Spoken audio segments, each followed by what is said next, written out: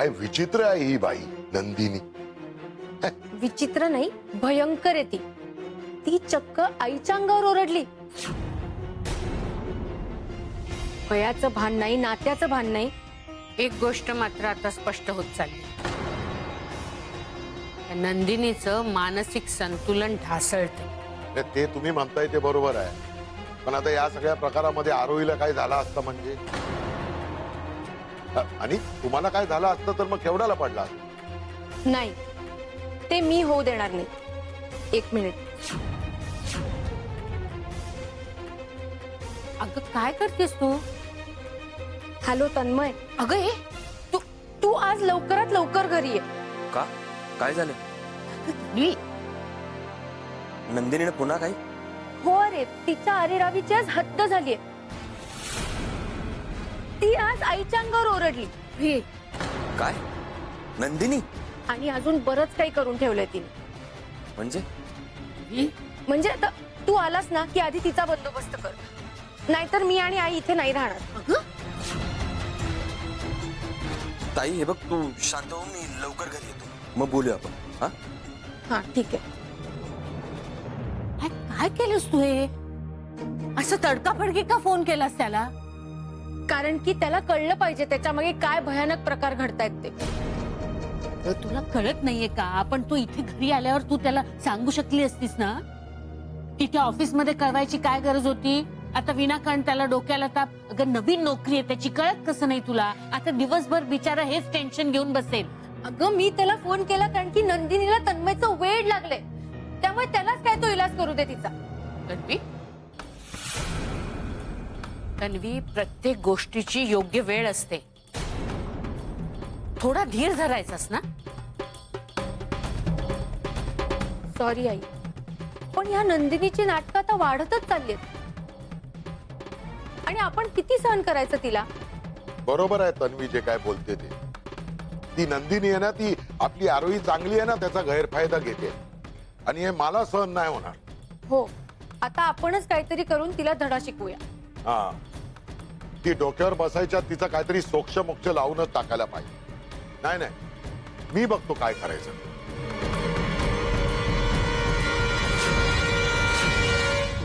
नाही म्हणजे नंदिनीचं वागणं विचित्र आहे, पण माझ्या ताईने नंदिनीला घरी आणलं ना, आणि तिला बरं वाटावं म्हणून ताई एवढी धडपड करतेय ना. तर खरंच नंदिनीला काहीतरी प्रॉब्लेम असेल. आपण असे तर्क काढून कोणालाही चुकीचं ठरवणं योग्य नाही.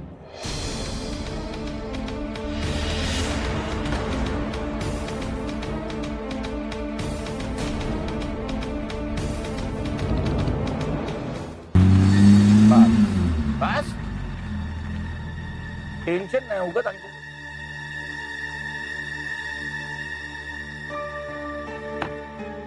या डॉक्टर, इथेच राहते नंदिनी, या ना.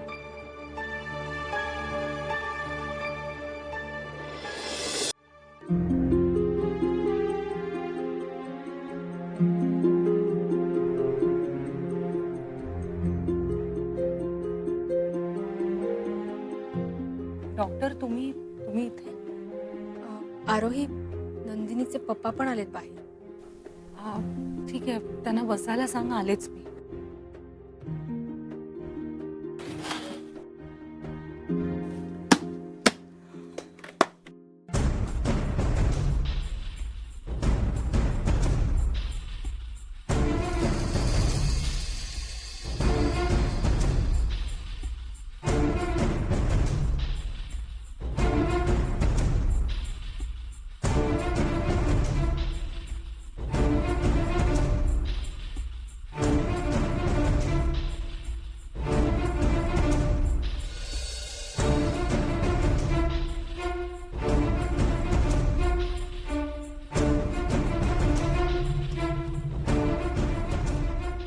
डॉक्टर, आज हा सगळा प्रकार घडलाय.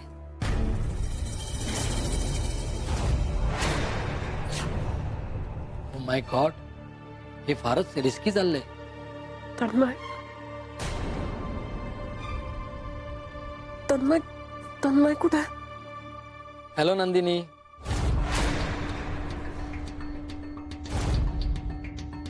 डॉक्टर?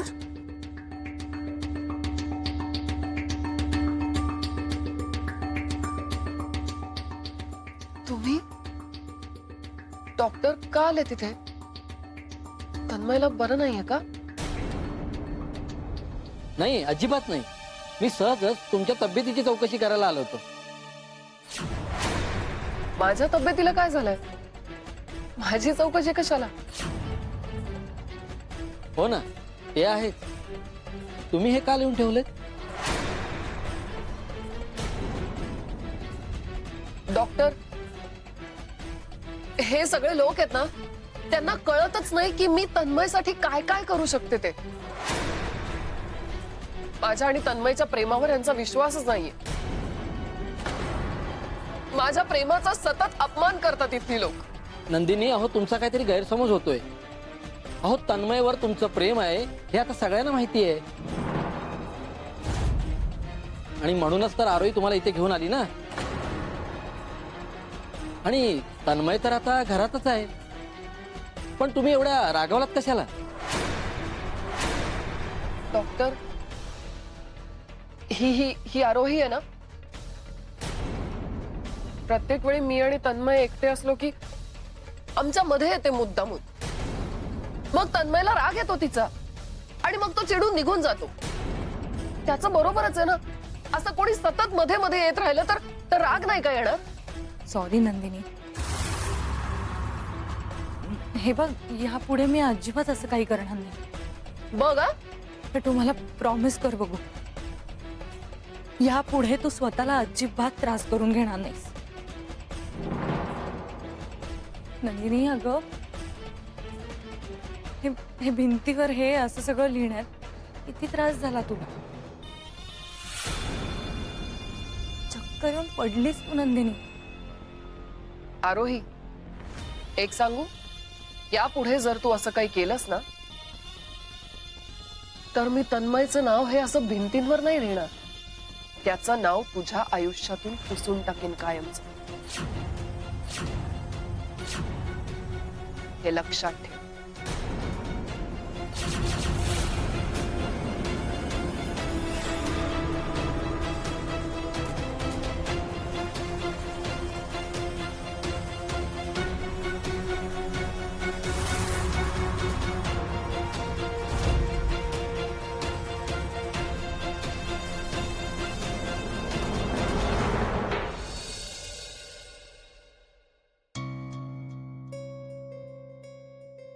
मला सांगा, नंदिनी गोळ्या घेत नाहीत का? हो डॉक्टर, तिच्या सगळ्या गोळ्या मी इथेच आणून ठेवल्यात आणि मी सतत तिला आठवण करून देत असते गोळ्या घ्यायला.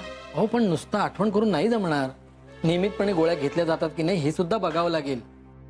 वेळोवेळी जर औषधं पोटात गेली नाहीत तर परिस्थिती बिघडू शकते. ठीक आहे डॉक्टर, मी आजपासून स्वतः तिला गोळ्या देत जाईल. निघतो. राया, तू इथे काय करतोयस? ते मी नंदिनी. काहीच कसं वाटत नाही हा? आजार झालाय तुमच्या मुलीला आणि त्रास होतोय आरोहीला. हे सगळं संपवायचं. नंदिनी तुमची जबाबदारी आहे. तिला इथून घेऊन निघायचं. अरे तन्मय, मी आरोहीलाच मदत करायला आलोय. जे काय करायचं आहे ते लवकरात लवकर करायचं. तिला मेंटल हॉस्पिटलमध्ये ठेवा, नाहीतर दुसरीकडे कुठेतरी ठेवा. पण मला ती कटकट या घरात नको आहे. डॉक्टर, तन्मय, तू ऑफिस वरून एवढ्या लवकर कसा काय आलास? यावं लागलं. तिचे प्रताप ऐकून ना हातातलं काम घाईघाईत संपून यावं लागलं. तन्मय, हे बघ, तू प्लीज शांत हो. ऑफिसमधून दमून आलायस की नाही? जा, जाऊन फ्रेश हो जा. डॉक्टर, काय झालं? नंदिनी कशी आहे? काही नाही, पुन्हा अटॅक.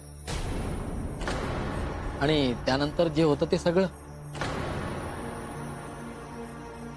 थोडी दिवस औषधं पोटात गेल्यावर तिची तब्येत सुधारायला लागेल आणि तिला बरं वाटेल. मी नंदिनीला भेटू शकतो? अहो तुम्ही परवानगी काय मागताय? वडील आहात तुम्ही तिचे. प्लीज तुम्ही वरती जाऊन भेटा तिला.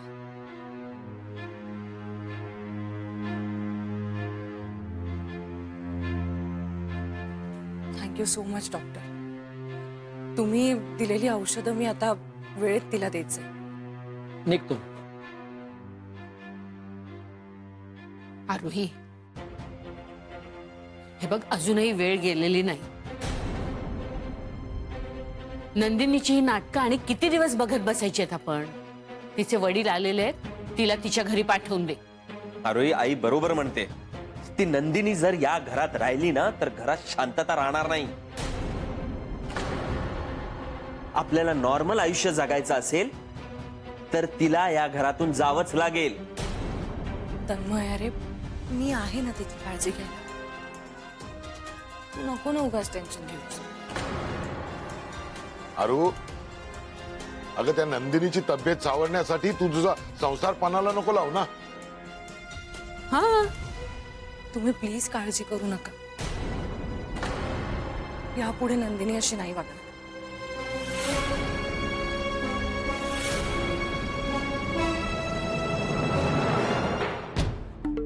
नंदिनी बेटा, कशी आहेस? मला काय झालंय? नंदिनी, का वागतेस तू अशी? काय झालंय? काय वागतेय मी?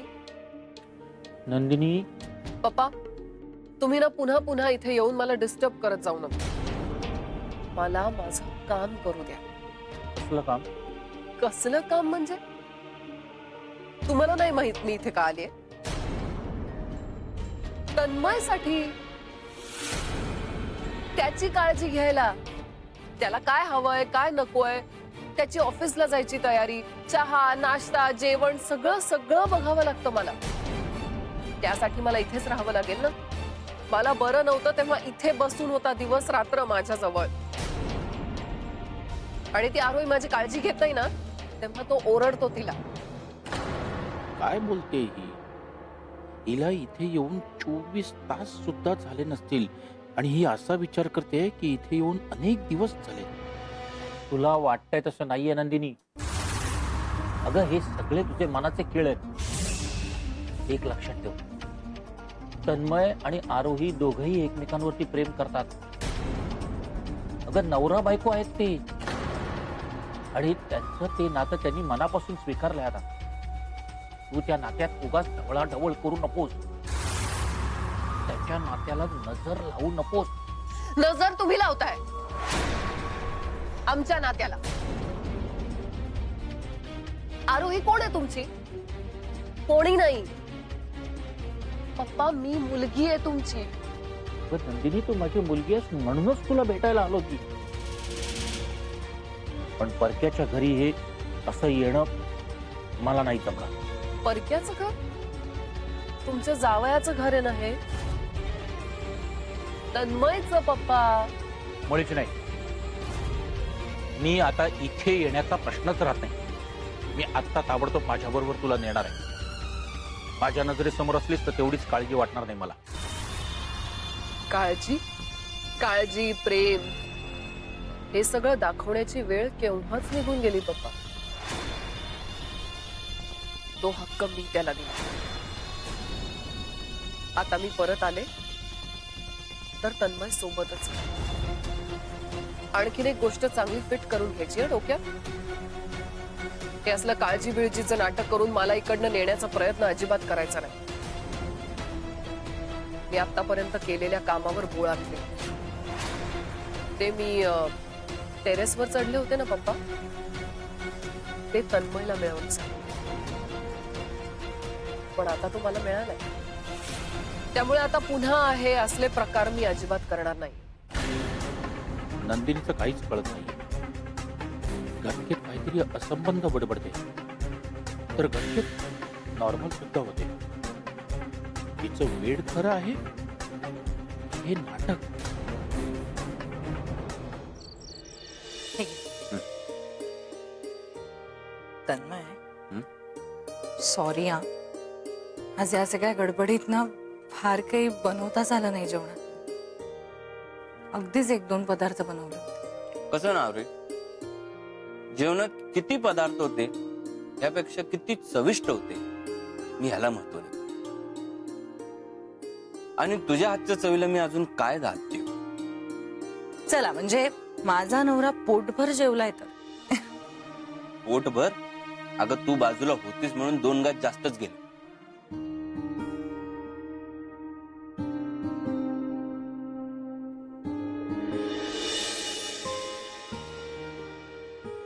अरे तू सगळ्यांसाठी इतकं करतेस, त्यांना काय हवं नको ते बघतेस. कधीतरी स्वतःकडे लक्ष दे. माझ्याकडे लक्ष द्यायला माझी इतकी सगळी प्रेमाची माणसं आहेत की. काय रे? काय काय झालं कुठे आहेत? तन्मय? बरं ठीक आहे, तुझ्यावर प्रेम करणाऱ्या माणसांपैकी एकाचं नाव सांग.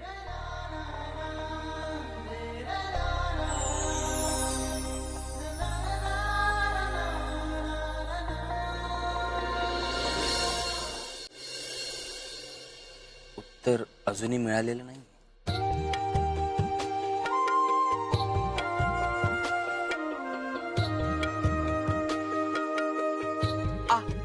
तन्मय काय रे काय झालं?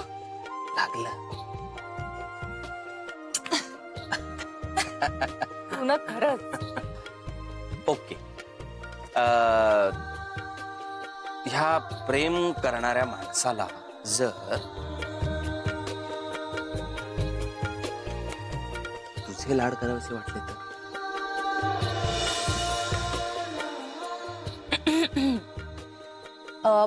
उद्या ऑफिस आहे की नाही? लवकर उठायचंय ना? मग झोपा आता लवकर. हा आलेच मी. कुठे झालीस तू? ते नंदिनीला औषधं देऊन येते. डॉक्टरांना असं वाटतं की ती वेळोवेळी औषधं घेत नाहीये तिची. तब्येत बरी नसली की माणूस औषध घेतो, आणि नंदिनीला काही झालं नाही हे आपल्याला माहित आहे, आणि तिलाही. ठीक आहे, आणि ती आजारी असेलच तरी वेळेवर औषध घे हे सांगणे इतकी लहान नाहीये. या क्षणी नंदिनी एक लहान मुलगीच आहे. आपण मोठे होऊन तिला समजून घ्यायला हवं. आलेच मी पटकन. तुझं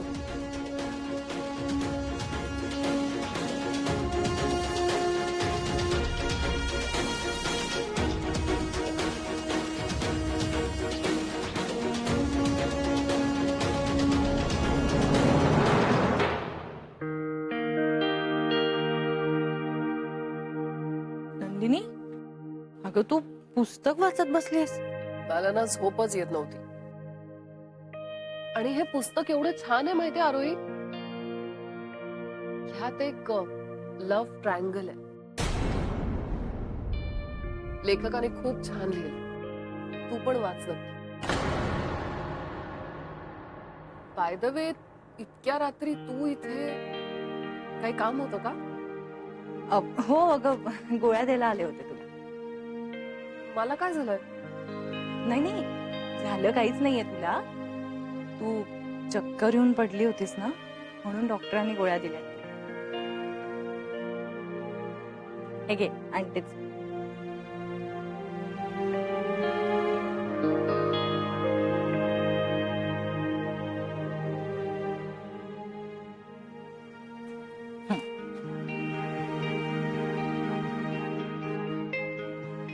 मला ना तुझं खूप कौतुक वाटतं. तू किती छान आहेस. तुला माहितीये, मी खूप प्रयत्न करते तुझ्यासारखं होण्याचा. इतरांची काळजी घ्यायची, स्वतःहून दुसऱ्याला मदत करायची. हे सगळं ना मला सुचतच नाही. आणि माझ्यामुळे तुला इतका त्रास होतो. ए खूप त्रास देते ना मी तुला खरंच? नंदिनी, अगं असं काही नाहीये. मी असं जगावेगळं काहीच करत नाहीये नंदिनी. या परिस्थितीत मला जे योग्य वाटतंय तेच करते. त्यामुळे तुझ्या वागण्याचा मला अजिबात त्रास होत नाही. हा, पण आता हे औषध जर तू वेळेत घेतलं नाहीस तर मात्र त्रास होईल मला. नाही नाही मी घेते.